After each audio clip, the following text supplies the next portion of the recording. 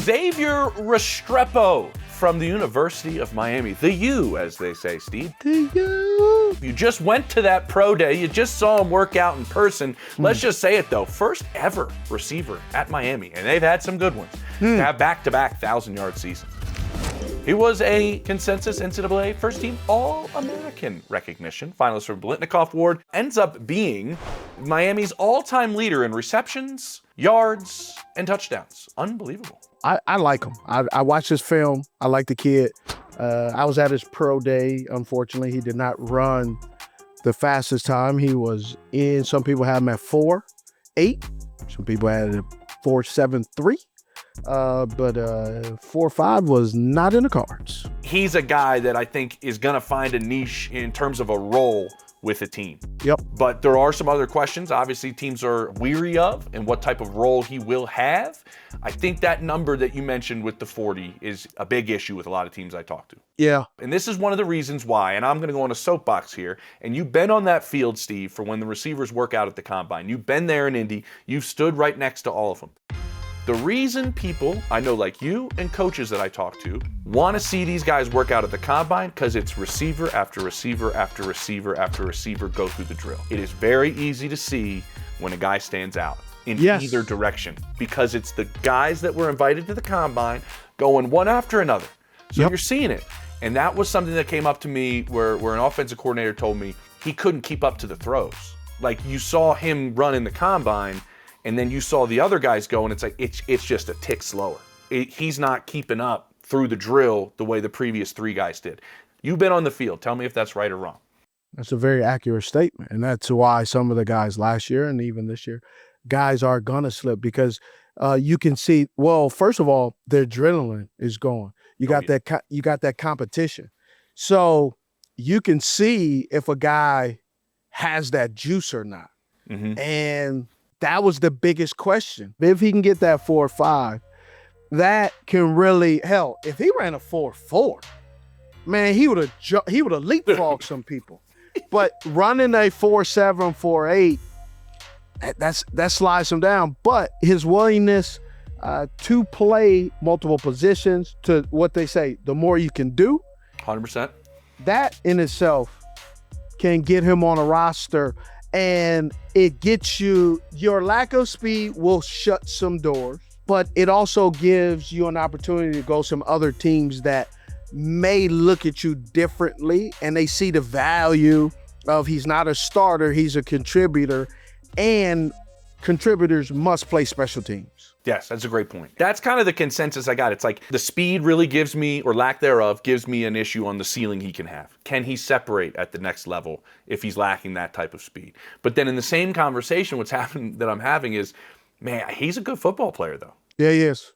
Like he's a good football player. I like his IQ. I like his savviness. I like how crafty he is within his routes. Like how he understands space. Played on the scramble drill really, really well with Cam Ward, right? Knows what to do when things break down. A lot to like, but there's those other traits that teams go, all right, well then how do we use him, right? That's when you're looking at it. That's not specifically teams going, well, he's slow or he runs a 4.7 for it. We can't use him.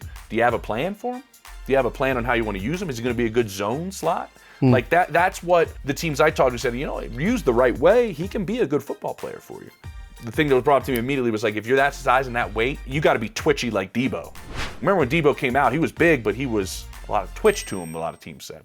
And so that doesn't really exist in X's game. But he can find other ways to be successful for sure. Well, let's get to the film, man. Let's do it. Let's get to the film. Let's get to the film. Let's get to the film. Going against Miami, the Florida Gators. Down the slide, he's pointing out to the quarterback. Hey, yay! This guy is coming, quarterback blitz. And what do you want to see your receiver do? Get friendly. Be your best friend of the quarterback. They try to disguise it. There he goes. Boom, gets friendly. Man, he knew that early. Wow. You know, doing your job is always important. Doing your job is always important. And keeping the integrity and understanding everybody has their own job that they must do. I love this route. He's in the slot up top. Look at this coverage. They're tipping them off saying, this is a pass. This is a pass. Everybody's talking. Middle linebacker snitching. Snitchville, what do you got? What do you got? Oh, pass, pass, pass, pass. You hear pass, pass. This is outstanding. So you dive inside and you keep it straight. Go at the angle. Your wide receiver must outside release. They call that a force release. You must go outside. By diving inside, and you have the RPO game that occupies this linebacker, occupies that linebacker, going back here, rotating this way, but because they have a little check down, that allows the corner has to occupy the force release, but then also he is responsible for the running back, and then you bring him up, linebacker, and then he has to go back. And the strength of the play for the defense is going down here where Xavier Restrepo is, because you can watch where this middle linebacker opens up towards the ball, which is down towards Restrepo. Watch this. Boom. See that? So he gets there, eyes here, eyes, but he has to go backwards. Got to get deep. Lurker, deep third. So this to me looks like a 6 buzz. So he's buzzing underneath. Linebacker's pushing to the strength. Down here is pushing to the strength. He's pushing back, keeping it deep. He's going back there, keeping everything out in front of him, and with a 3-man rush. Boom. There's just a little football one-on-one right there. Let's go on to the next play. Just keeping himself understanding what the responsibility of the play is. The responsibility of the play is the score. Wow. Well, this is the part I actually wanted to highlight Cam's throw. Cam twist his arm. You know, these new quarterbacks are able to twist their arm, do different throws. Cam makes a throw between 1, 2, and the third one. Watch this throw, though.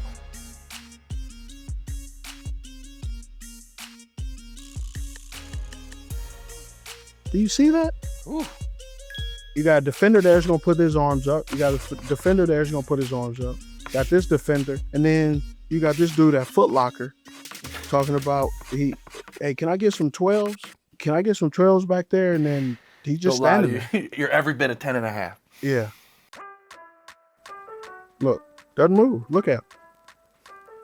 He didn't move till the ball was by him. He didn't move. That's an arm angle like a middle infielder, man. That's a really good throw. So against FAMU, down at the bottom. We call this a seam route, a bender. There he is. Just good throw. That's a good throw. Cam Ward's real deal now. He can play. That looks like the #1 pick. Yeah, look at that. Wow. Good play. Steve, what is he as a route runner? How would you describe him as a route runner? Savvy. Very savvy route runner. Understands the responsibility, understands what is going on all around him. He knows his responsibility. He knows the quarterback's responsibility. He knows what the defense is doing. And then he also knows the responsibility of the other wide receivers. Yep. And how do I know this? Because of how he's running his route. He is manipulating the quarterback to only focus on him, but he's also manipulating the defense to be able to get behind the defenders. Can also, you dive inside, but don't dive inside too much, because then that takes away the integrity of the route, which pushes you out of the view of the quarterback, which makes the quarterback go and look at a different receiver. Next play. Cool thing is when he gets out a little open space, look at this. Got a little yak on him. I'm going to give you everything, man.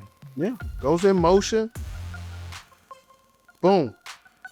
Dead in the water. Look at this guy right here. It's you, one-on-one. You got help in the inside. You got help in the inside, buddy. He's pursuing this way. You got help in the inside. Guess where you don't go, James? You don't fall for the okie doke. No. Pursue. Let's see. Look at him. Yow! You have good feet, Steve? Yeah, he has good feet. Yeah. I should ask that corner. Also, too, I had heard he shook the bejeebies out of someone so bad that the guy tore his ACL. Oh, no. Man, yes. That's crazy. I've never done that before. That's pretty bananas. We've seen guys fake it, but not to actually have it really happen. Yeah. You got any more? Yeah. This episode of 89 is brought to you by Row. Listen up, people. It's spring, right? Everything is in bloom. So let's talk a little birds and bees, because everybody's a little frisky in the spring. And Row Sparks, well, they have you covered. If you're looking for a little boost, a little more fun for you and your partner, well, Row has it taken care of. Now, I'm no doctor, but you put it under your tongue, it dissolves, it lasts for up to 36 hours, so you can go back to back to back to back if you'd like. Now, Row connects you with a medical provider 100% online, so there's no awkward face-to-face interaction. And, you know, if you're approved, shipped directly to your door. So if prescribed, new sexual health patients will get $15 off Sparks on a reoccurring plan. So connect with the provider at row.co/89 to find out if a prescription for Row Sparks is for you.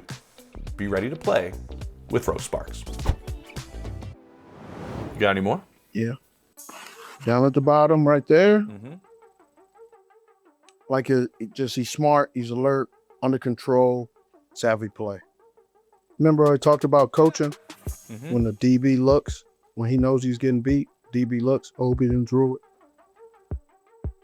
So next play. Look at him looking at the defense, knowing what's going on. Look at that. Yeah.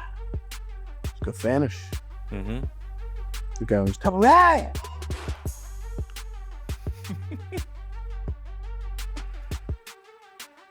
Tell you what, that was a good play design.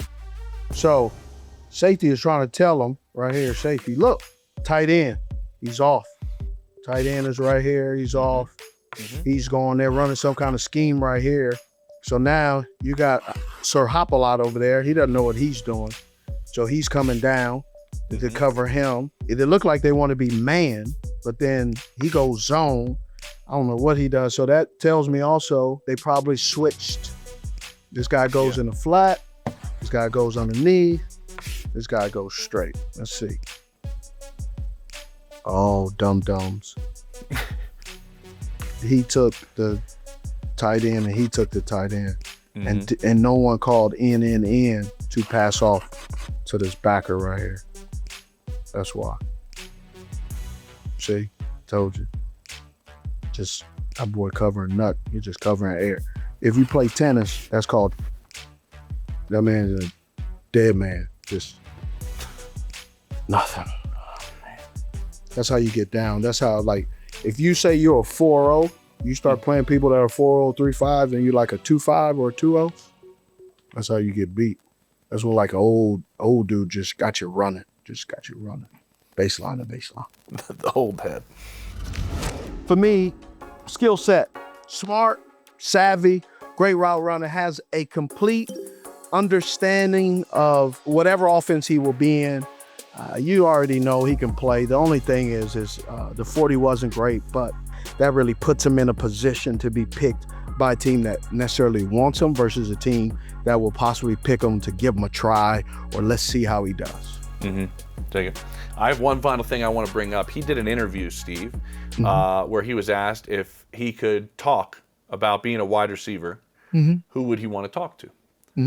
He said, well, I'd obviously love to talk to Edelman, which we see a lot of comparisons there, right? Work in the middle of the field, football IQ, things like that. But then he said, a big one for me, Steve Smith Sr. That's who I want to talk to because he played and attacked every single play, every single game. I want to talk being a receiver with Steve Smith Sr. Well, we might have to make that happen. We have been talking, though. Here now. We have been talking. We have. I like his game, man. I really like his game. I reached out to him and said, hey, dog, I like your game. He was like, mine? Yes, of course. Okay. Well, he's talking to you. Maybe he'll try to talk to Edelman, too. Try to get as much knowledge as he can. That's a comp for him, Julian Edelman. What's your comp for Xavier Restrepo? Throw it in the comments. Throw a little couple comments out about his game. What kind of NFL player are we going to see from the U? We got a lot more of these coming up, though. We're just getting started here at 89 as Steve Smith Sr. and I break these down. Whew.